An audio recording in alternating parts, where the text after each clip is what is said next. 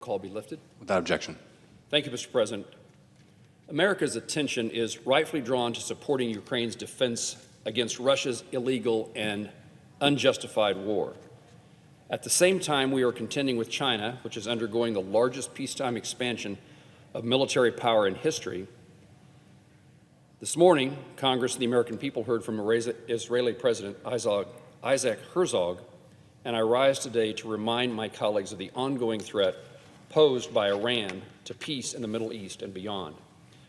Iran is exporting more oil today than it has since 2019, despite the sanctions that were overwhelmingly passed by this Congress and that remain in its current law. Recently, the Navy's Fifth Fleet intervened to prevent 2 commercial oil tankers from being seized by Iran in the Gulf of Oman. And today, Iran was recently granted membership in the Shanghai Cooperation Organization, which fosters deeper political and economic cooperation with Russia, China, India, and other members. All of this has taken place while Iran continues to enhance its nuclear program, provides Russia with weaponry to use in Ukraine, funds proxy fighters throughout the Middle East, holds U.S. citizens hostage, and vows to kill former American officials in revenge for the death of Soleimani.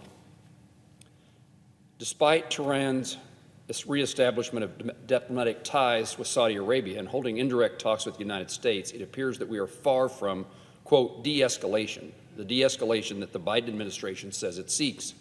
Instead, all evidence points to an Iranian regime intent on aggressively pursuing its aggressive objectives. I agree that we should avoid a crisis that would be triggered by Iran enriching uranium weapons beyond a 90% grade, or by Iran-backed militia killing U.S. service members in an attack. But my concern is what behavior the President is willing to accept short of these red lines. While I can only speculate on the content of the Biden administration's reported talks with Iran, press reports suggest a possible agreement would permit Iran to maintain nuclear enrichment at 60%. This level cannot be justified for peaceable purposes, and agreeing to it can have serious consequences. In addition, the Biden administration's persistent outreach to Iran undermines its stated goal to degrade the Russian military. Henry Rome and Eric Brewer, 2 scholars who follow Iran's nuclear program closely, recently wrote, and I quote them, "Instead of laying the groundwork for a deal that reverses Tehran's nuclear program, this strategy risks cementing Iran's status as a nuclear threshold state, all while shaking off its economic and political isolation." In other words, it gets a lot of what it wants without any price to pay. Normalizing a 60% enrichment level may threaten more nuclear proliferation, particularly in the Middle East. Other countries contemplating nuclear programs will take note and demand the same treatment. Another element of reported deal is Iran's pledging not to harm American service members in the region. Ensuring the protection of Americans abroad is the President's first responsibility, and it is to be commended. However, turning a blind eye to the havoc wrought against our partners in the region only sows greater instability.